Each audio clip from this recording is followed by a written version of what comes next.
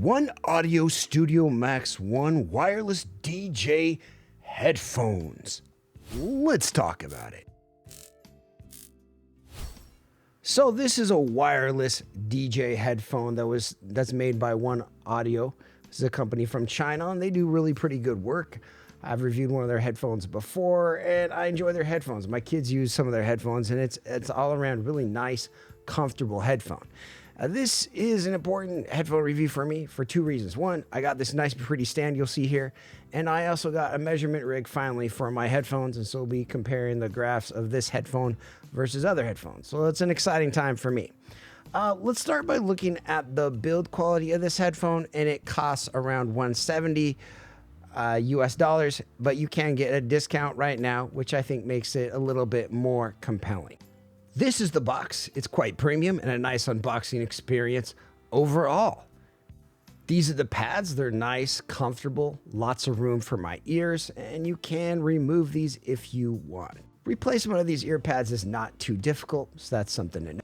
There are two ways to connect this headphone. You can connect it with a regular 3.5 if you want, and you can also connect this with a 6.3 cable, which is kind of unusual.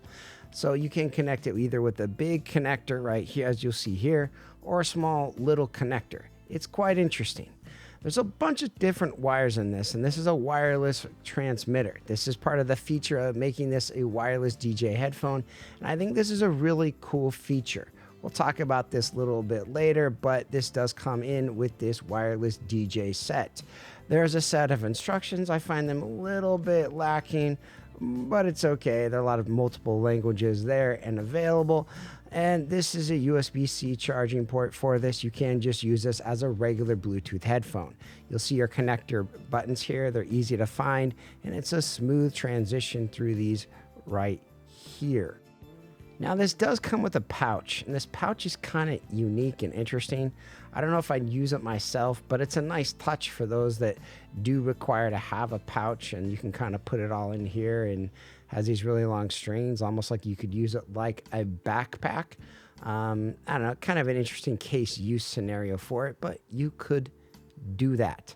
Now, back to this dongle. Now, this dongle is interesting because you can plug this into an amp or into a source, and then you can wirelessly transmit straight to your Bluetooth headset, or it's via this low latency mode. And so this would allow a DJ to plug into their amp and then roam about the room and be free, which is nice. So comfort on this headphone is really good for me. I really like it. I think that's one of the advantages of this headphone. It's pretty light and it has good features with it. The ear cups, they don't bother me. They feel premium. They feel almost like premium brand ear cups. And in that regard, this is nice. So it's light, it's comfortable. I have no fit issues with headphones. And oftentimes I will find headphones that do have comfort issues. And it is not something that is found in the audiophile price land, where the more expensive a headphone, the better comfort and feel it is.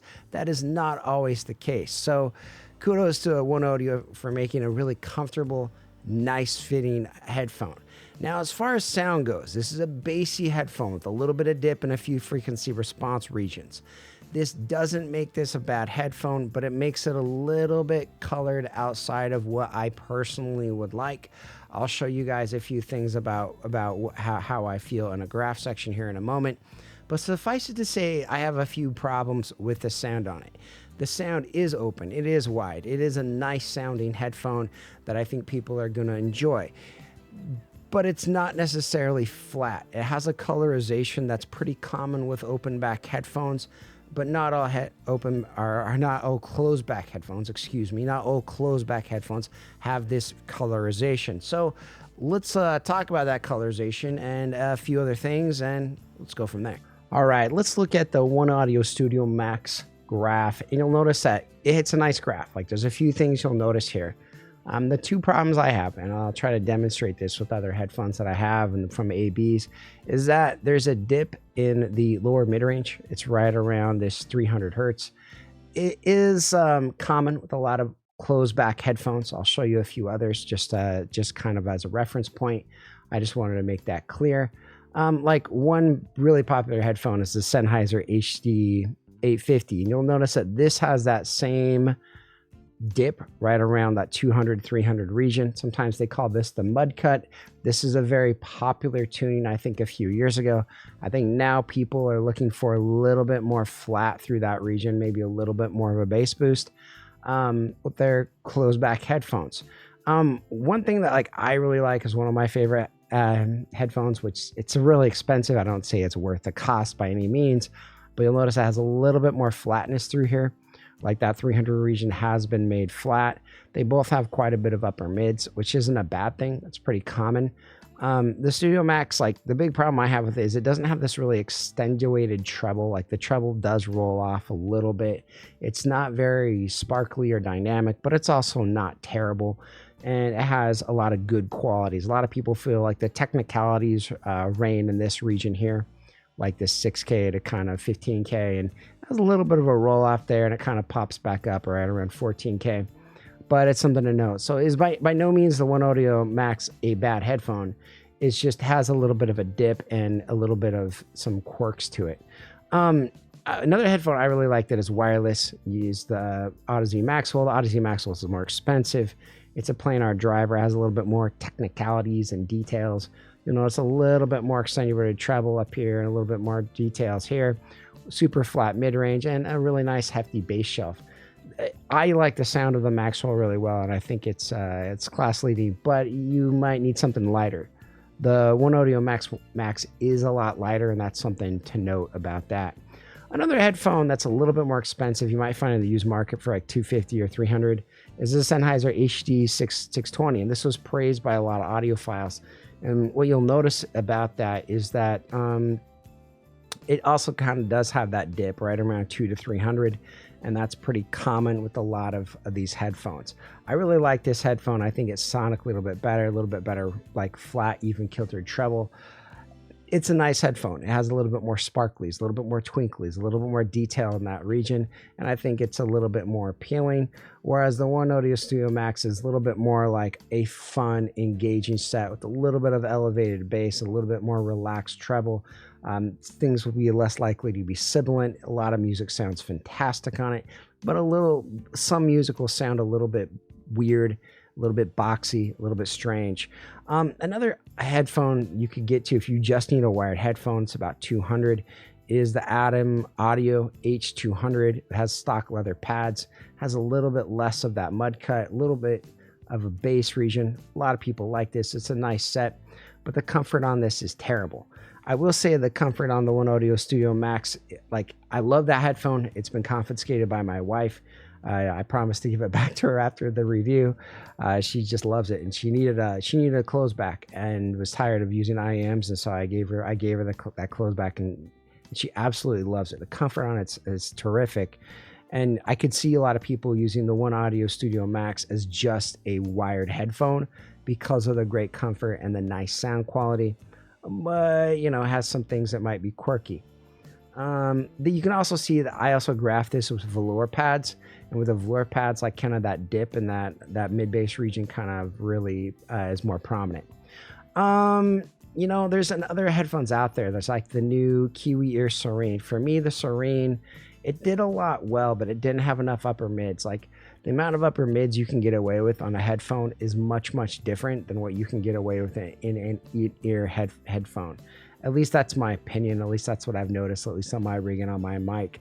And so I do think the upper mids of the Studio Max are actually really nice and well done and detailed and fun. But again, it's just this cut at the 300 region, this cut at the 800 region that might bother you a little bit. Something like the Kiwi Ears X Zeos Serene is a nice set. It's planar, it has a few different details, just the way that it does its presentation and music. But it also needed EQ, and it had a little bit more of a kind of a bass focused sound rather than a balanced sound. At least that's how it felt in my ear. Another headphone that I've graphed I want to show you that I really like is something like the Sennheiser HD 550. Again, I really like the flat mid bass and sub bass in a headphone. I think it really works. The OneOdio Studio Max does have elevated bass, which you might like, you might not like, but it's just something to note that a lot of people are this region, this talk is really what's going to bother people about it. All right, as far as EQ goes, I'm going to show you the EQ that I did on this, and I felt like it really even kiltered a lot of things out. And it just kind of evened some of these humps. It still has a nice bass shelf, has a little bit more sparklies and airs. I do feel this headphone really benefits by some EQ. The headphone target I do have here on my headphone site, it's just jaytissofficial/headphones. It's a little bit harder to find, but if you guys need it, we will link it. But when you notice it, like it just adds a little bit of a lift to that treble, a little bit of more flattened mids. This is that EQ profile. I'm going to go ahead and put it on screen, and you guys can go and look at that. We'll go and put that in the video notes later. This is a good headphone that we're going to give a solid, strong 4-star rating to. I really like it, and I think it's unique in the market. So this is an interesting headphone. Does it get a wreck? Yeah, it gets a wreck. Most of the closed backs that I listen to or have owned in the past have a lot of flaws. Like I personally like IEMs better if you need isolation, but this headphone is kind of interesting in that regards. It has some unique properties in that you can use the low latency mode on this device to be able to have a little bit more freedom to move about the room. Like you could plug in the low latency little amp and be able to float around the room and have freedom and not get tangled up by wires. I think this is a good thing. Not everybody's able to use Bluetooth in every single device they have. You might need something with a little bit more of an analog flexibility, and I can't think of anything like this. I think this is a really genius idea. And if this is a need for you, I think this is a good headphone that people are gonna like. Is it perfect? No, I would EQ it a little bit, but all around, I find it comfortable, fun, delightful to use, and super enjoyable. If you guys have any questions, let me know in the comments below, and I hope you guys have a great day. Bye-bye.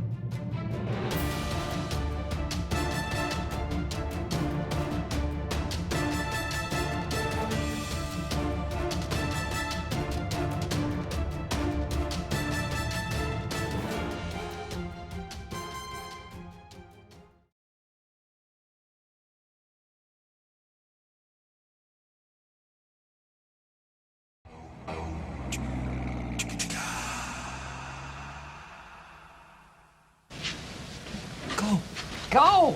Go! Go on with you!